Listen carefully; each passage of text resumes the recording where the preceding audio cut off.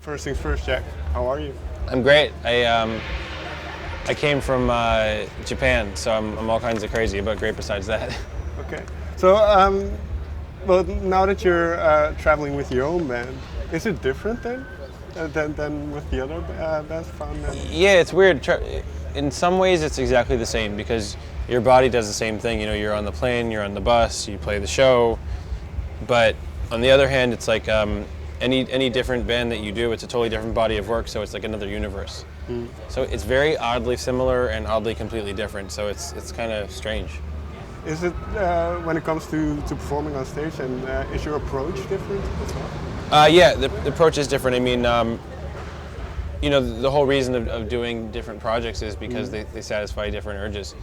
And Bleachers is way more, there's something more unhinged and intense about it. It's more, it's just very like, trying to think of the right word.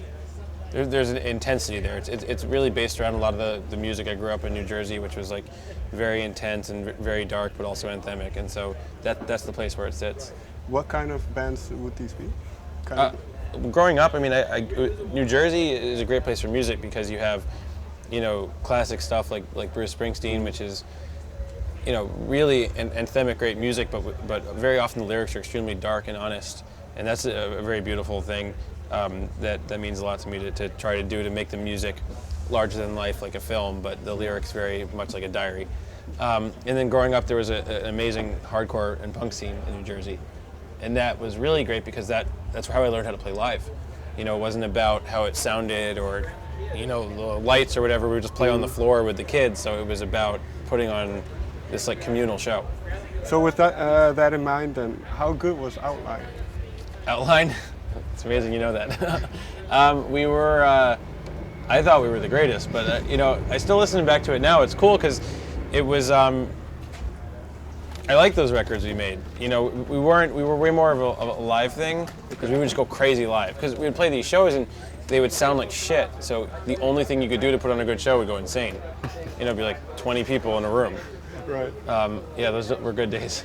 But then the songwriting, as you mentioned, the anthemic quality, but also the personal lyrics. Was that already? Could you already see that in yourself at that point? Yeah, I always thought that some people are really good at telling stories and weaving these, you know, sort of metaphorical tales about other people. I've never been good at that. I've only been able to be interesting and write important things. I'm just talking about my life. And I always knew that, so when I first started writing songs, you know, the songs, even before I was writing, the songs that I would gravitate to the most and I loved the most were the ones that were just super specific and honest and weren't too poetic. And when I started writing, I felt the same way. It's like, I think a song, for me, my favorite ones are the ones that just sound like you're at dinner with the person and they're just talking to you. Was it difficult then, especially early on, to bare your soul in that way? You know, it was not difficult to be honest early on, but what I realized later is that it's not difficult to do it, it's therapeutic to do it. What's difficult and what can make you complicated is to be extremely honest and then have to relive those emotions every night. So even now with Bleachers, like a lot of the songs, they're very intense to me and they're about really dark things, and I can't play them and not think about that. Because if I do, then I'm not feeling it. So you have to go there. So that's a weird thing to think about, is whatever you write, you have to be willing every night to go back there and feel it again and again and again. And so for someone else, the worst thing that's happening in their life, maybe they don't want to think about it every day, but I have to because I have to sing about it every day. But that must be quite painful then sometimes. Yeah, it can be, and it can be very draining. It can take a lot out of you, but there's no other way. You can't, you know, if you don't write about those intense things, then who cares about the lyrics? Right. So you don't have a choice. But on the other hand, then, is there some release in a way in performing that? Yeah, it's weird because it's like the very thing that breaks you down and kind of kills you a little bit is also the things that keeps you alive and makes you feel inspired. So, you know, I don't think anything is perfect. I don't think you can find something that is extremely inspiring and makes you feel alive and is never going to hurt you. It's always going to hurt you a little bit too.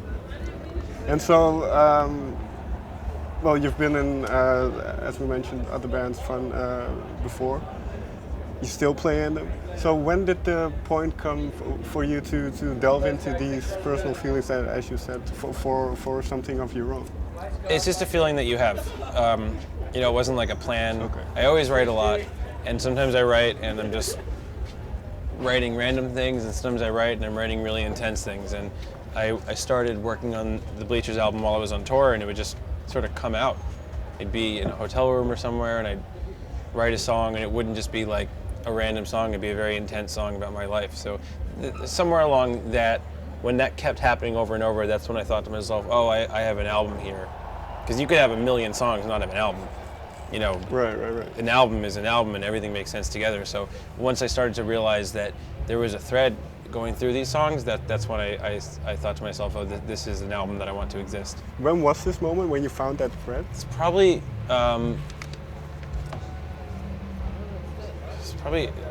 early 2012, or maybe late 2012, when I was just writing a lot on tour, and I had written Shadow, Wild Heart, and Like a River Runs. Those were the first three, and as soon as I heard those three in context, I realized that there was a record to be made here, and not just some cool songs.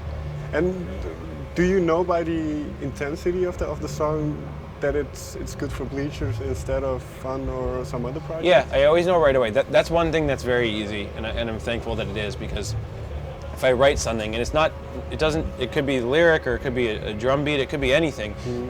Very, very early on, I know, is this a song that I want to sing? Sometimes I think to myself, oh, it's a song, I love it, but it's not even for me, I'm just going to give it to someone else. And that's a gut feeling early on.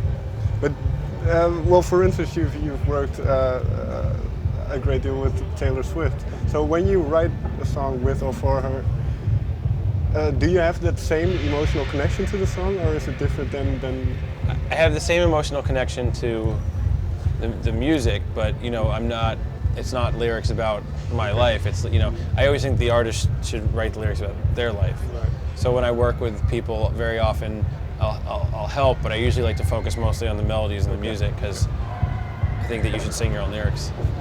And well, you mentioned those first three songs that you wrote. Did you notice then that they kind of function as a foundation for the other songs that formed around it? Well, certain songs become like a mission statement, And those songs early on, those three songs, Wild Heart, Shadow, and River, Like a River Runs, to me, that I said, okay, they're not just three songs, these are three different points, in a square, and I could fill it in. The music and the lyrics and also the theme of like even Shadow, it sounds like a dance song, but it's very sad. It's about, loving someone's shadow, which is the worst part that they see in themselves.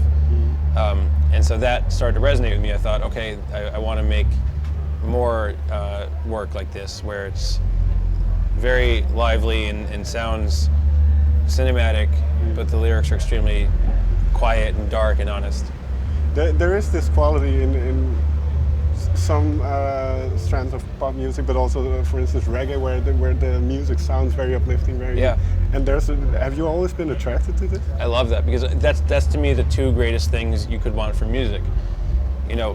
One, music's so good that it makes you want to physically move your body, and two, music's so good that it makes you want to cry and think about your life and everything that's going on and relate. So those are my favorite. That's Beatles and Bruce Springsteen and ABBA and all my favorite artists. You could put it on and dance to it, or you could put it on and cry to it.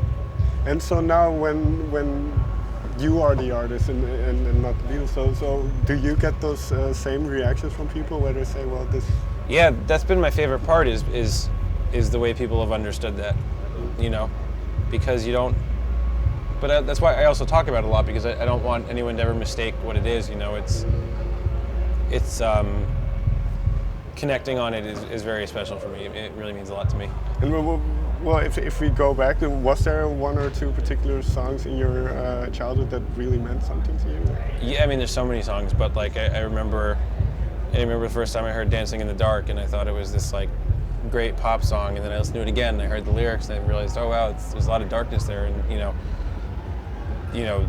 the idea of trying to escape yourself because you don't like what you are, and that really resonated with me. Or, I remember even the first time I heard a lot of ABBA songs, like "The Winner Takes It All," like that's a very sad song, horribly sad song, but it sounds like a fun dance song, and I just fell in love with that concept.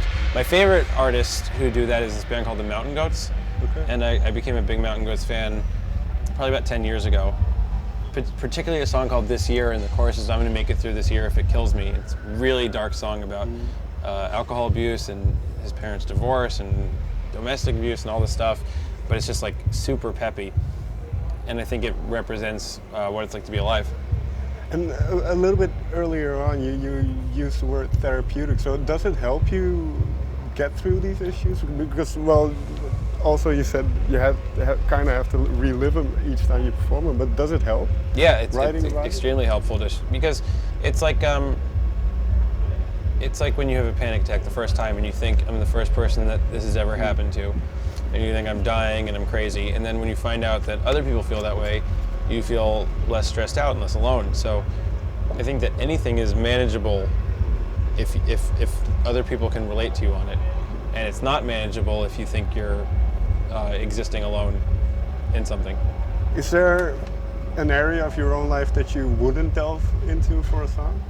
Or I wouldn't delve into? No, there's nothing that I wouldn't delve into. The only things that I wouldn't really get into if something doesn't seem important enough to put in a song. Sometimes I'll have feelings or thoughts and I'll think to myself, well, these are sort of the thoughts and feelings here, and the thoughts and feelings here, like that's what really matters. Okay. Well, two more questions. You mentioned that you, like I said, you revisit the songs. Is there a song that you have a tough time performing live? Like a River Runs can be a tough one because that one is specifically about loss. I Want to Get Better could be a tough one because like the whole song is like the three verses are sort of like my life story sort of like all jammed together. So it's a lot to really like sing those lyrics and think about them and where they came from. But it's a shame I can't not. So usually though, when I'm connecting with an audience on it, I feel like a sense of like there's like a powerfulness to sharing those stories. Mm-hmm. And finally, your album was called Strange Desire. When in the process did that album title pop up? It was very late in the process.